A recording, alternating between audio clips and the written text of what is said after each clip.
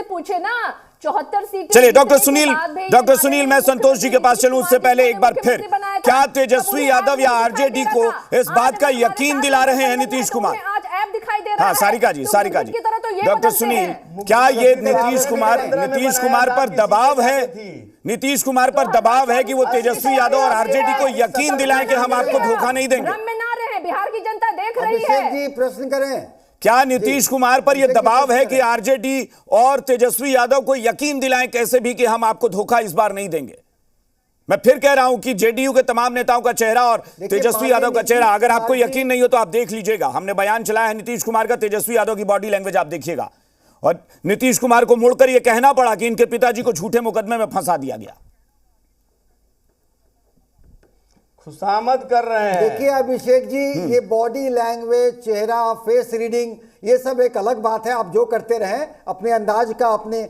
ये जूस और ice cream shop चलाते हैं और हर महीने 3 लाख तक कमाते हैं। आपको शुरू करना है, इनसे सीखना है तो फ्रीडम ऐप को अभी डाउनलोड कीजिए। अंदाजिफिकेशन करते रहे अलग बात है, लेकिन माननीय नीतीश कुमार जी न दबाव देते हैं न दबाव सहते हैं। लालू प्रसाद यादव पर मुकदमे को लेकर नीतीश कुमार का बयान ये साफ तौर पर बताता है कि वो तेजस्वी यादव को खुश ही कर रहे थे। डॉक्टर सुनील, ये दुनिया के बड़े से बड़े एक्सपर्ट से आप पूछ लीजिए, अगर वो बात को नहीं कहते तो। भाई सच बोल रहे हैं आप, बड़े से बड़े एक्सपर्ट से पूछ लीजिए, उसका विश्लेषण इसके अलावा कुछ हो जाए तो। उसके लिए अदालत का डॉक्टर सुनील, इसके अलावा डॉक्टर सुनील बड़े से बड़े एक्सपर्ट से पूछ लीजिए, अगर इसके अलावा वो विश्लेषण कर दे। ईडी रेड किया, इतना रेड हुआ, इतना कुछ हुआ, 2013 में क्या हुआ? वर्षों तक आप रेड का दबाव और बहाना करके आप जनता को गुमराह करते हैं और अपने राजनीतिक जब स्थिति है, मतलब वही मैं कह रहा हूं ना कि अब आप मतलब आप खुश करने के लिए आप क्या क्या बोलेंगे हमें तो समझ में नहीं आ रहा है। नहीं आने वाली है, मुझे यही नहीं। डॉक्टर अच्छा संतोष जी एक बात बताइए, मैं पहले इसी बयान पर आता हूं, ये बयान आरजेडी को खुश करने के अलावा कोई और इसका विश्लेषण?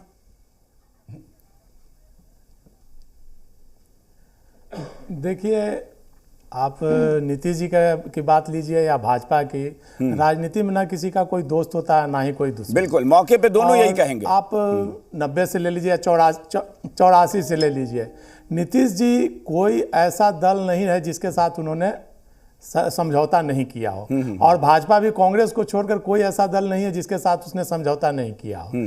ये बोलने की नौबत क्यों आई? भाजपा के द्वारा बोला जा रहा है कि हम नीतीश को नहीं लेंगे, नीतीश जी के द्वारा बोला जा रहा है कि हम नहीं जाएंगे। मतलब ये मुझे नहीं लगता है कि राजनीति में ऐसी बात कभी होती है कि कोई किसी के साथ ना जाए। सब सत्ता से यारी है सभी की, सत्ता के लिए कोई कहीं भी जा सकते हैं। अभी जो वर्तमान राजनीति चल रही है, और आप 15 से देख रहे हैं, 13 से नीतीश कुमार पहले भी सेम बात कही थी, केवल शब्द अलग है, मिट्टी में मिल जाएंगे या मर जाएंगे, दोनों का मतलब एक ही निकलता है, सार एक ही है। पिछली बार भी बोला था नीतीश कुमार ने और फिर इस बार चले गए, पिछली बार भी और इस बार भी फिर बोल रहे हैं। तो मुझे नहीं लगता है कि ये इस बात में ये आखिरी वाक्य नहीं है, यानी ऐसा नहीं है कि यहीं पे फुल स्टॉप हो जाए।